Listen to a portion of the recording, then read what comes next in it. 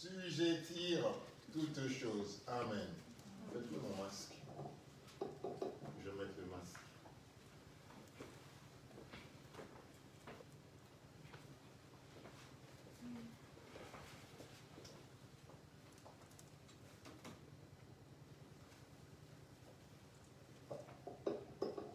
Nous bénissons donc le Seigneur.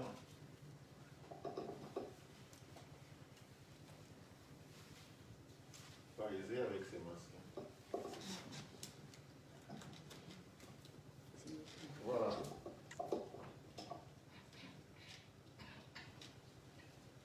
Nous disions donc que nous étions citoyens du ciel, frères et sœurs, que ici sur la terre, nous sommes des étrangers. Ce n'est pas bon entendre qu'on nous dise qu'on est étranger, mais c'est ce que nous sommes ici sur la terre. Et ce n'est pas moi qui le dis. Nous allons aussi ouvrir la Bible, frères et sœurs. Nous allons aller dans le livre de 1 Pierre, au chapitre 2, verset 11.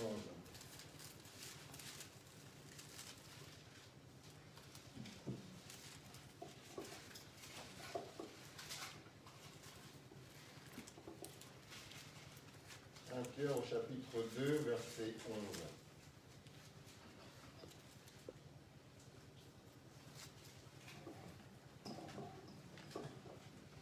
Bien-aimés, je vous exhorte comme étrangers et voyageurs sur la terre à vous abstenir des convoitises charnelles qui font la guerre à l'âme. Amen.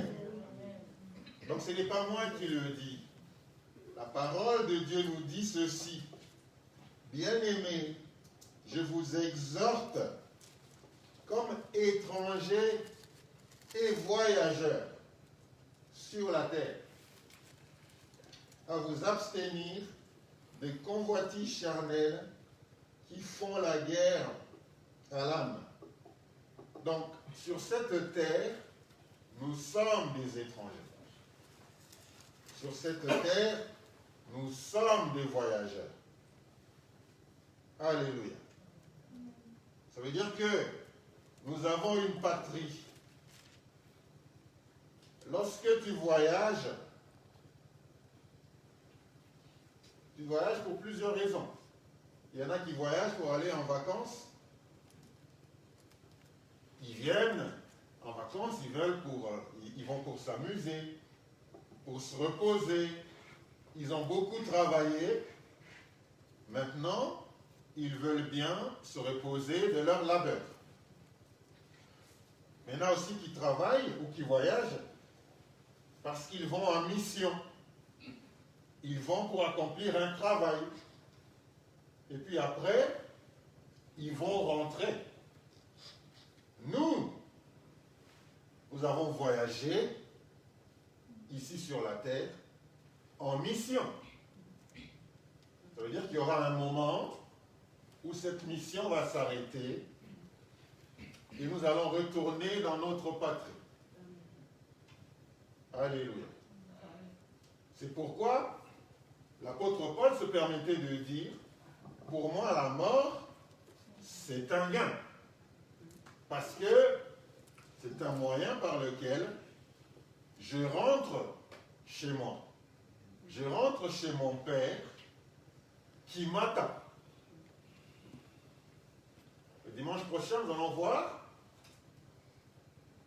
les types de missions, mais aussi nous verrons, il est dit dans la Bible que le jour où nous retournons chez nous, nous allons faire un rapport de notre mission. Nous allons faire un rapport. Chacun donnera un rapport de la mission. Chacun rendra compte de ce qu'il a reçu. Parce que chacun de nous a reçu quelque chose. Et un jour, lorsque nous allons retourner, parce que nous sommes en mission. Quand on est en mission, pour ceux qui sont dans des entreprises ou qui ont travaillé dans des entreprises, lorsque vous allez en mission, quand vous revenez, vous devez faire un rapport de la mission. Si on t'a envoyé faire un travail quelque part, Lorsque tu reviens, il faut que tu fasses un rapport du travail que tu as fait. Pour ceux qui ont travaillé sur des chantiers, bien sûr, tu vas travailler sur un chantier. Lorsque tu reviens, eh bien, il faut que tu fasses le rapport de ce que tu as fait. C'est une responsabilité que d'être en mission. Mais c'est aussi un honneur. C'est un privilège. Parce que notre employeur, c'est le plus bon employeur qui soit. C'est le plus bon employeur qui soit. Il le rémunère à sa juste valeur. D'ailleurs, il va même plus que ça. Il va au-delà de ce que nous attendons. Et il le dit qu'il nous donne toujours au-delà de ce que nous attendons. Donc voilà l'employeur pour lequel nous travaillons. Qui paye bien, frères et sœurs, qui paye bien. C'est un bon employeur. Et c'est celui-là pour qui nous sommes en mission. Donc nous devons être fiers d'être en mission. Nous devons être fiers lorsqu'on nous demande de servir le Seigneur. Je suis dans la joie lorsque l'on me demande d'aller dans la maison du Seigneur. Parce que ce n'est pas n'importe quelle maison. Frères et sœurs, ce n'est pas n'importe quelle maison. Nous devons être fiers. Pourquoi l'apôtre Paul se permettait de dire que je n'ai point honte de l'évangile? Parce que c'est une puissance. C'est une puissance. Je n'ai pas honte de témoigner de Christ. Parce que je suis privilégié. Je n'ai pas honte de témoigner de mon Dieu. Parce que c'est un bon employeur. Il paye bien. Dis après moi, il paye bien. Oui, effectivement, Dieu paye bien. Ouvrons nos Bibles, frères et sœurs, dans le livre de Colossiens, au chapitre 1er. Nous allons lire versets 12 à 13.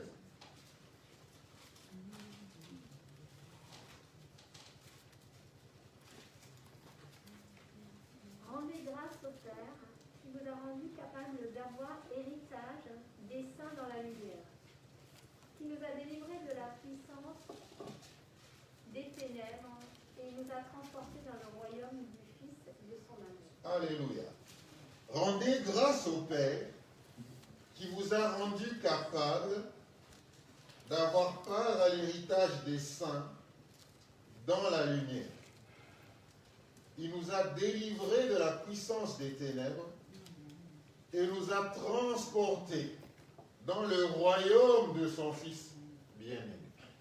C'est-à-dire que nous étions sous la puissance des ténèbres et Dieu nous a changé de statut. Il nous a changé de citoyenneté. Il nous a transportés dans le royaume de son Fils bien-aimé, d'où nous tirons notre légitimité. Alléluia. Frères et sœurs, nous avons une légitimité. C'est Dieu qui nous donne cette légitimité. En sorte que quand nous parlons, que nous parlions avec autorité. Pourquoi? Parce que derrière nous,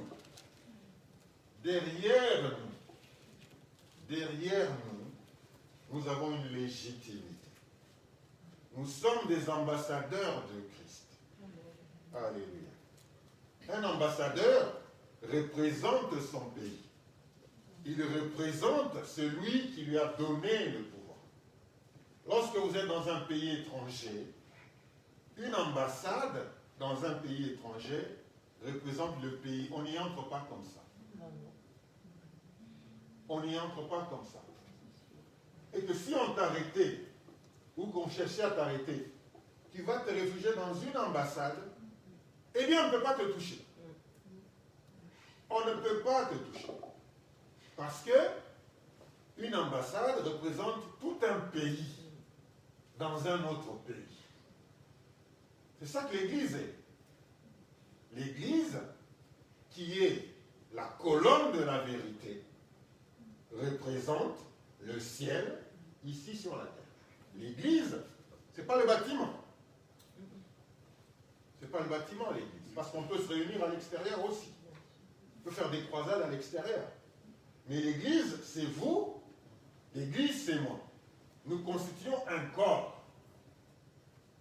Et ce corps représente Dieu.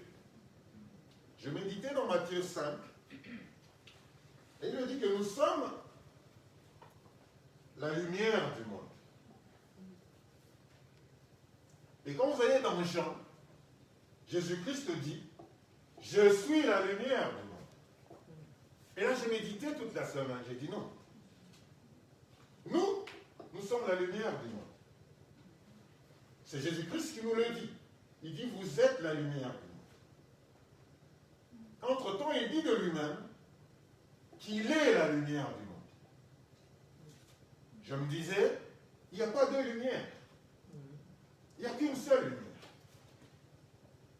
Jésus-Christ se déclare la lumière du monde et il nous dit que nous sommes la lumière du monde. Donc ça veut dire que l'œuvre de Jésus-Christ doit être la même que les œuvres que moi je pose. Ça veut dire aussi que Jésus-Christ et moi, nous avons la même mission. Jésus-Christ et vous devrez avoir la même mission. J'ai dit, mais c'est un privilège ça. Mais lui, c'est le Fils de Dieu. Mais lui, c'est Dieu. C'est-à-dire, il m'associe à sa mission. En d'autres termes, il m'associe à sa gloire. C'est des choses, frères et sœurs, dont nous ne réfléchissons peut-être pas à cela. Nous ne réalisons pas cela. Parce que notre entendement est limité. Mais si Jésus-Christ est la lumière du monde, et que je suis aussi la lumière du monde, ça veut dire qu'en d'autres termes, si on ne voit pas Jésus, on doit me voir moi. Vous n'avez pas compris. Ça veut dire que on ne verra pas Jésus, mais on te verra toi. Si je suis la lumière du monde, et lui, il est la lumière du monde, aujourd'hui, on ne verra pas Jésus. Aujourd'hui, c'est toi que l'on verra. C'est toi la lumière du monde. Puisqu'il n'y a qu'une seule lumière. Puisqu'il n'y a qu'une seule lumière. Donc ça veut dire, en d'autres termes, puisqu'il n'y a qu'une seule lumière, les œuvres que tu poses devraient être identifiées aux œuvres de Jésus-Christ.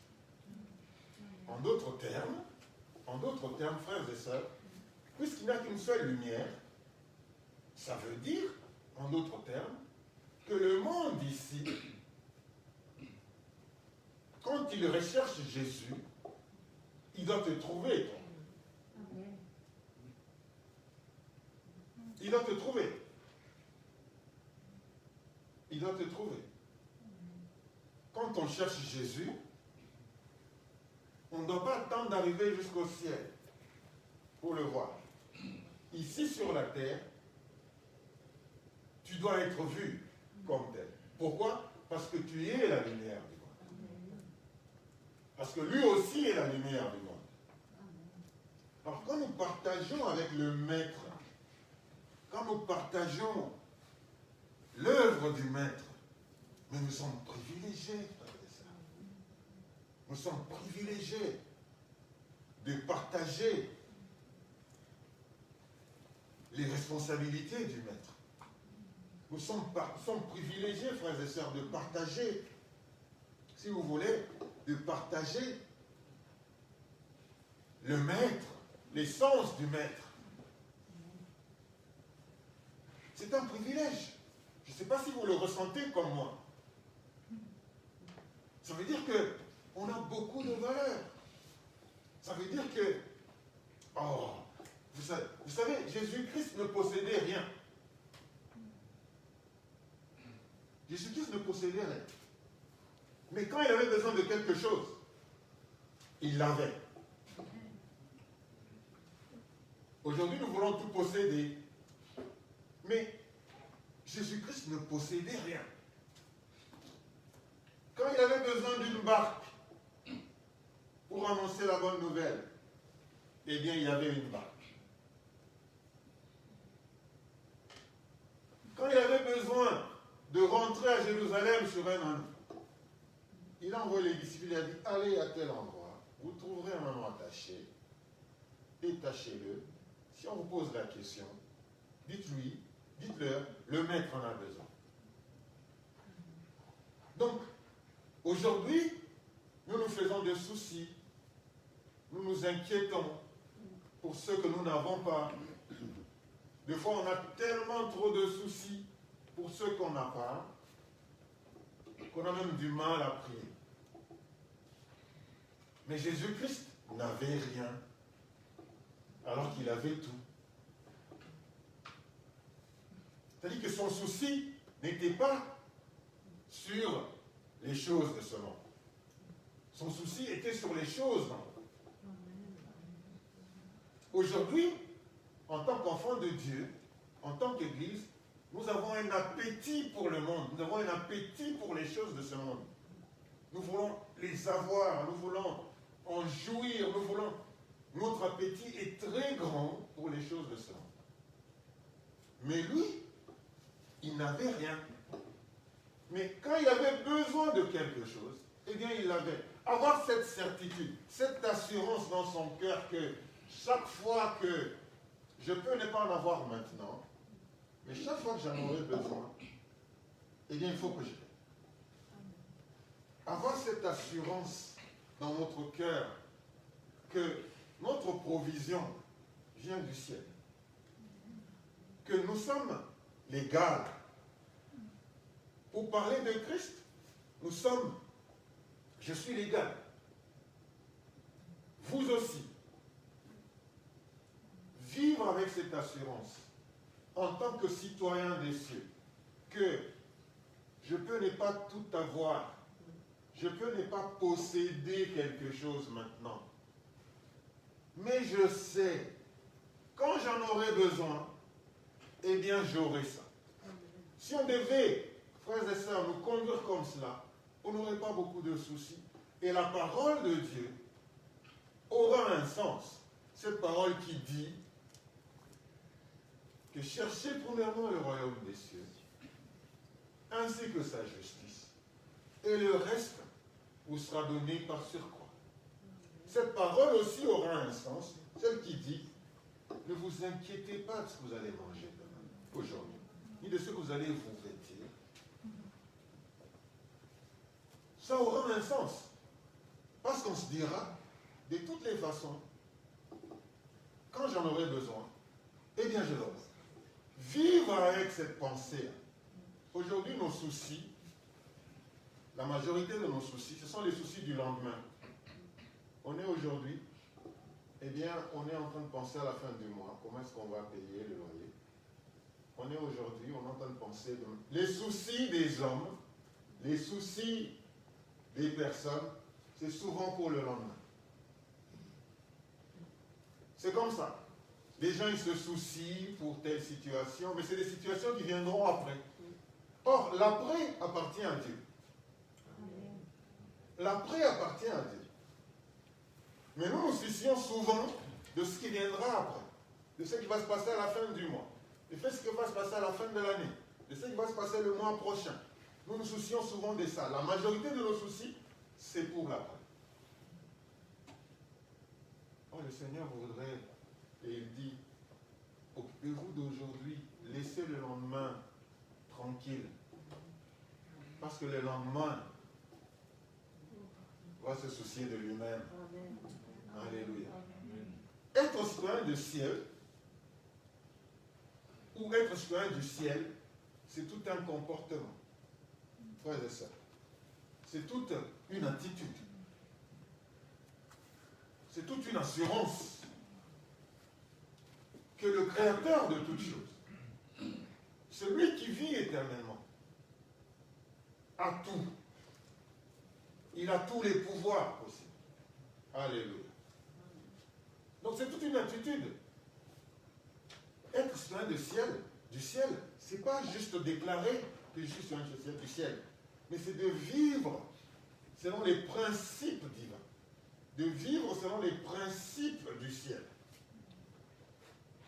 de vivre comme si notre provision venait plutôt du ciel. Parce que c'est là que ça vient. Si on pensait comme ça, et on vivait comme ça, frères et sœurs, eh bien, on n'aurait pas beaucoup de soucis que nous connaissons aujourd'hui. Surtout l'Église n'aurait pas beaucoup de soucis. Nous allons prier, effectivement. Être citoyen du ciel, c'est toute une attitude. L'apôtre Paul disait ceci. Nous sommes toujours dans Philippiens, toujours le même chapitre. Il dit, verset 17, « Soyez tous mes imitateurs, frères, et portez le regard sur ceux qui marchent selon le modèle que vous avez en nous. » L'apôtre Paul disait que lui, il a suivi Christ. Il a imité Christ. Parce que Christ était le bon exemple d'un citoyen du ciel. Et il exhorte l'Église. Il dit ceci. Suivez-moi. Lorsque Jésus-Christ a rencontré les pécheurs, Pierre et les autres, il leur a dit, suivez-moi. Je ferai de vous des pécheurs. Tout ce que Jésus-Christ veut, c'est qu'on suive le modèle qu'il est lui et qu'il a dressé pour nous. Mais l'apôtre Paul va plus loin. Il dit aussi que ne me suivez pas seulement moi, mais suivez aussi les bons exemples qui sont avec vous. Ça veut dire par exemple que dans l'Église, il y a des gens qui sont des bons exemples, qui ont suivi Christ, mais dans ce cas-là, qui ont suivi Paul, et Paul exhorte à d'autres frères de suivre ces exemples-là. Dans l'Église, il y a des bons exemples à suivre. Des gens qui craignent Dieu, qui aiment le Seigneur. Si tu vois quelqu'un comme ça dans l'Église, eh bien, suis son exemple. Qu'il soit ton exemple. Parce que Christ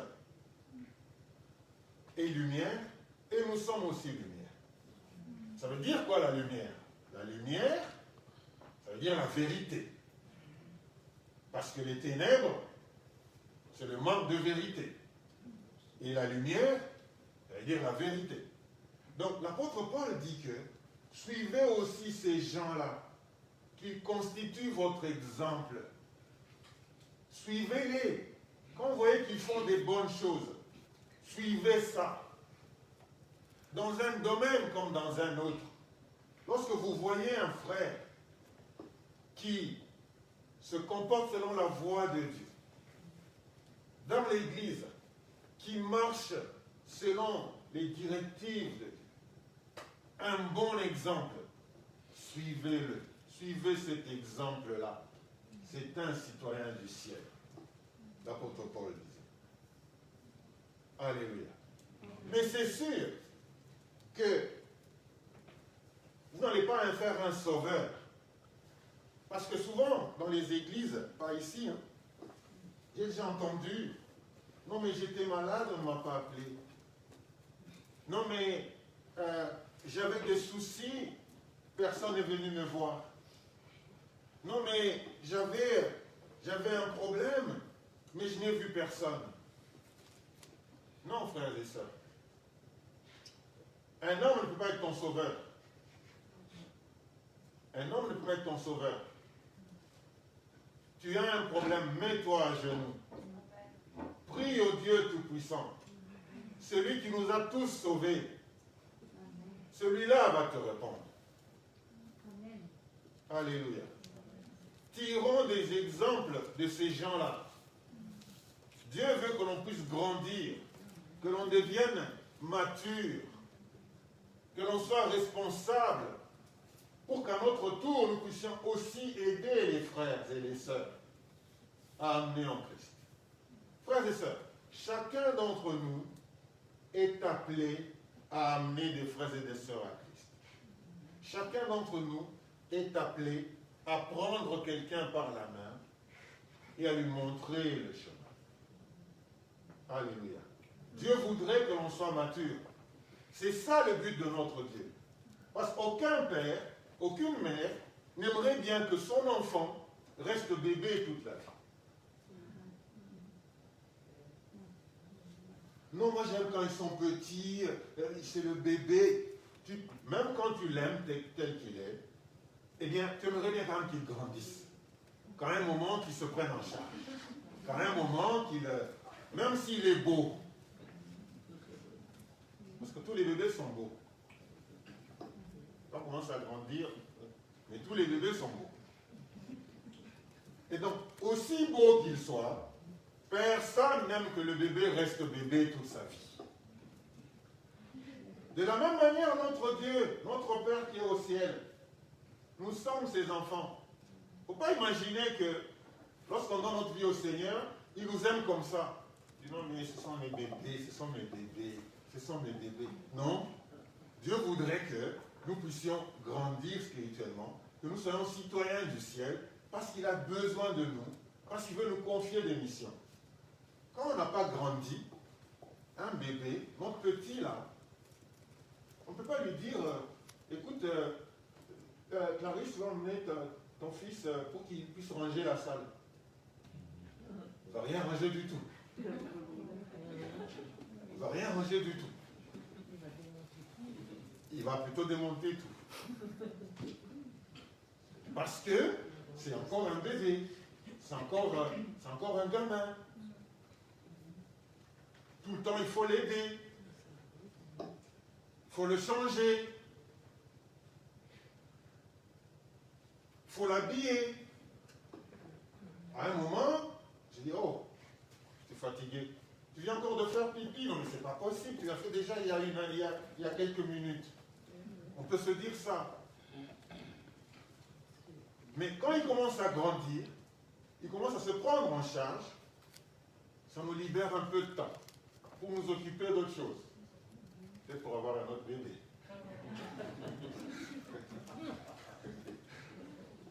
Donc, on va le laisser, il va grandir, et puis il faut aller l'accompagner à l'école, et puis à un moment il va commencer à y aller seul. On devient plus libre. Mettez cette même image par rapport à notre Dieu. Lorsque nous naissons de nouveau, ce que Dieu veut, c'est que nous puissions grandir spirituellement, que nous puissions nous occuper des affaires de notre Père, de sorte que lui s'occupe d'autres personnes. Donc, aucun père ou mère préfère que ses enfants restent comme ils sont. Eh bien, nous tous, nous voulons qu'ils grandissent, qu'ils se prennent en charge, et ça nous fait plaisir. Ça nous donne de la joie. De la même manière, notre Père, qui est au ciel, il s'attend à ce que nous puissions aussi grandir spirituellement, afin de pouvoir nous occuper des affaires de notre Père. Donc, suivez cet exemple. Lorsque tu as répertorié dans l'Église un frère ou une sœur qui se conduit selon la parole de Dieu, qui est un bon exemple, l'apôtre Paul dit, suivez ces gens-là. Suivez leur manière de faire. Suivez leur manière d'agir. C'est important. C'est cela que l'apôtre Paul nous dit de faire. Alléluia. Il disait aussi que, nous lisons dans Philippiens 3 toujours,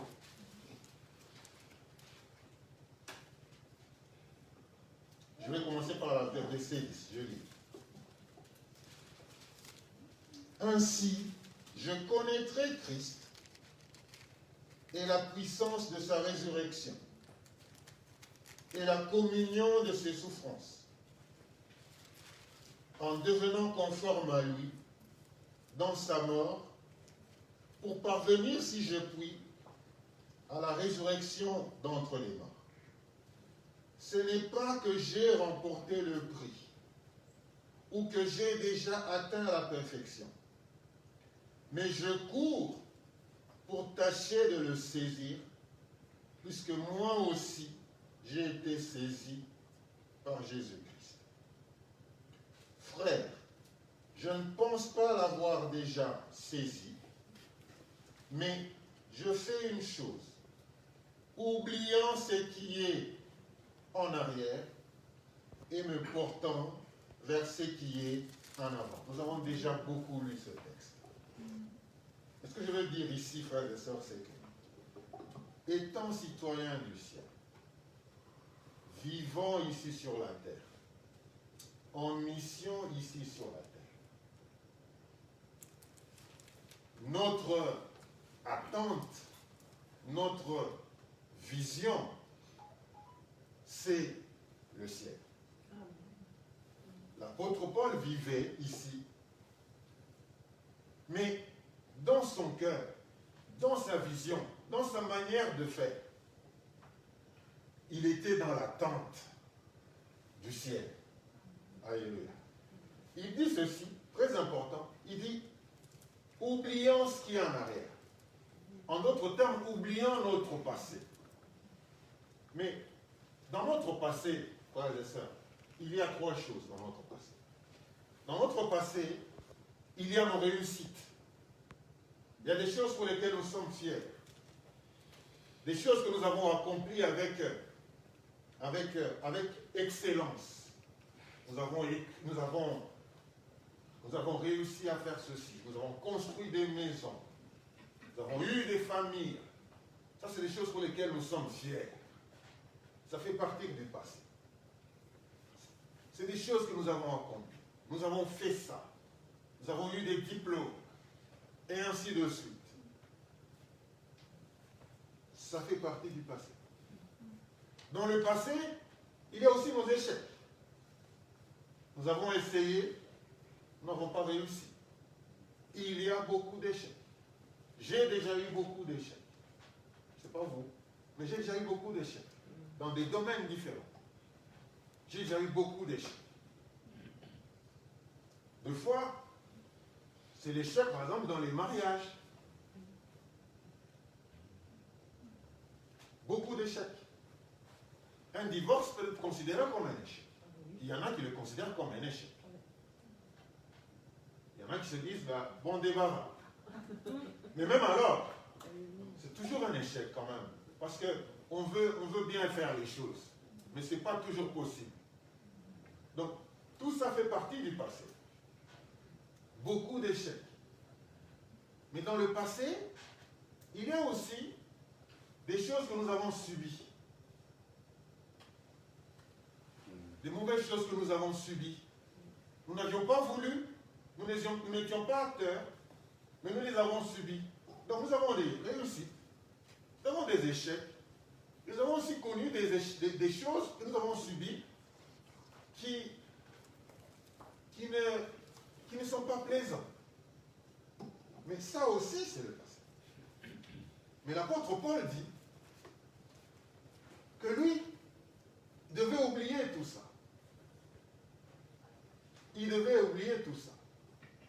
Alors, vous n'avez peut-être pas oublié, vous pouvez peut-être oublier. Les gens ne vont peut-être pas oublier parce qu'il y a des gens qui nous ont connus, qui ont connu les choses que nous avions. Jésus-Christ, ça lui collait un peu à la peau, on lui disait, mais c'est lui, c'est le fils du charpentier. Mais lui, il ne se voyait pas comme fils du charpentier. Donc, l'apôtre Paul dit qu'il oublie le passé pour espérer l'avenir. Parce que le passé, même si c'est des réussites, ça peut nous empêcher d'aller là. La réussite peut aussi nous empêcher d'aller là. Ce que j'ai fait. Et nous avons tendance, moi aussi, deux fois j'ai cette tendance-là, à parler du passé. Je faisais ça. J'ai fait ça. J'ai fait ça. Mais c'est le passé, ça. On peut se nourrir du passé, des belles choses que nous avons faites.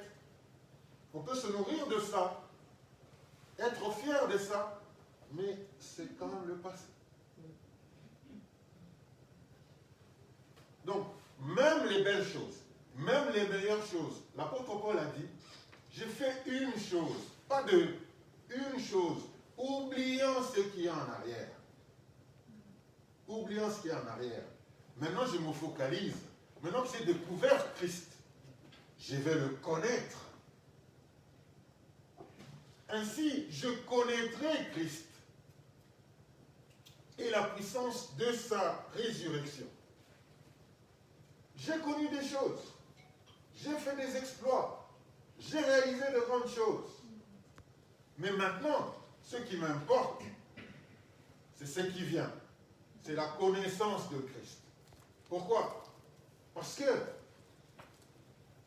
je suis pèlerin ici sur la terre. Malgré tout ce que je suis en train de faire, fin de fin, on m'attend. Celui qui m'a donné la mission m'attend. Celui qui nous a appelés, qui nous a transportés dans le royaume de son Fils, nous attend. Donc, oublions tout. Beaucoup d'entre nous sont beaucoup focalisés sur le passé. On a eu des passés mauvais. On n'a pas eu des parents super. On n'a pas eu des frères et sœurs qui étaient toujours aidants. On peut continuer toute la liste. On n'a pas eu. Mais maintenant, on a. Maintenant, on a Christ. Pourquoi est-ce que le passé a tendance à prendre souvent le dessus? Pourquoi est-ce que le passé a tendance à être présent dans notre vie? Même quand nous avons découvert Christ. La meilleure chose qui puisse arriver à quelqu'un, de connaître Christ. Pourquoi est-ce que le passé doit toujours parler plus fort? Frères et sœurs, nous sommes citoyens du ciel. Nous avons été enrôlés pour le ciel. Nous avons changé de maître. Maintenant, nous sommes serviteurs du Dieu Tout-Puissant. Occupons-nous à connaître ce maître. Et je connaîtrai Christ, ainsi que la puissance de sa résurrection. En d'autres termes, tout ce que j'ai connu par le passé, ça n'a pas beaucoup d'importance. Ça n'a plus d'importance. Maintenant, c'est de connaître Christ. Maintenant, c'est de plaire à Christ. Maintenant, c'est d'agir pour Christ. D'agir avec lui. Parce que je suis citoyen du ciel. Maintenant, j'ai un autre maître. J'ai une autre identité. J'ai fait un autre serment de lui appartenir, d'obéir à ses commandements. J'ai fait cela. Ça doit me préoccuper maintenant. C'est ça qui doit être d'actualité aujourd'hui. J'ai fait une chose, oubliant ce qui est derrière. Mes échecs, mes réussites, les abus que j'ai connus. Et il le dit quoi? Il le dit ceci. Il n'y a point de condamnation pour ceux qui sont en Christ. Là, il le dit aussi ceci, que si aujourd'hui nous connaissons Christ, nous devenons une nouvelle créature. Les choses anciennes sont passées, et voici, toutes choses sont devenues nouvelles. C'est-à-dire que le jour où tu rencontres Christ, c'est une nouvelle page qui s'ouvre. C'est une nouvelle page, frères et sœurs. Le jour où tu nais de nouveau, eh bien, ce n'est pas un problème d'âge. Non, je suis aîné, je suis âgé. Non. Tu peux naître de nouveau aujourd'hui et rencontrer quelqu'un plus jeune que toi qui t'amène à Christ. D'ailleurs, quand on regarde, essayez de réfléchir à la personne qui vous a amené à Christ. Il n'avait peut-être pas le même âge que vous. Il était peut-être moins jeune que vous, ou plus jeune que vous. Donc ce n'est pas ça qui compte. C'est de voir, frères et sœurs, que nous avons changé le statut, que nous sommes maintenant citoyens du ciel. Et en tant que tels, nous devons de nous mettre, d'avoir comme objectif Christ, comme objectif la vie éternelle. Nous allons vivre sur la terre, mais l'objectif, c'est la vie éternelle. L'apôtre Paul dit, ça ne va pas arriver comme ça. Il dit, je m'efforce. Ce n'est pas que j'ai déjà atteint. Et ça, c'est l'apôtre Paul qui disait, ce n'est pas que j'ai déjà atteint, mais chaque jour, je m'approche. Alléluia. Beaucoup d'entre nous se sont déjà arrêtés. Depuis le jour où ils ont donné le feu au Seigneur, ils se sont déjà arrêtés. Ne nous arrêtons pas. Beaucoup d'entre nous ont été arrêtés par une situation. Un frère, une sœur qui aurait dit ça, qui aurait fait ça. Non. Tant que l'Église sera ici sur la terre, frères et sœurs, elle ne sera pas sainte. Tant que l'Église sera ici sur la terre, elle sera imparfaite. Chaque jour, ça doit être notre responsabilité à tous, notre objectif. L'apôtre Paul dit, ce n'est pas que j'ai déjà atteint la perfection, mais chaque jour, j'essaie de l'atteindre. Je sais que je ne l'atteindrai jamais, mais chaque jour, je m'approche. Quand on entend ce qui sort de notre bouche, on se dit, on est où?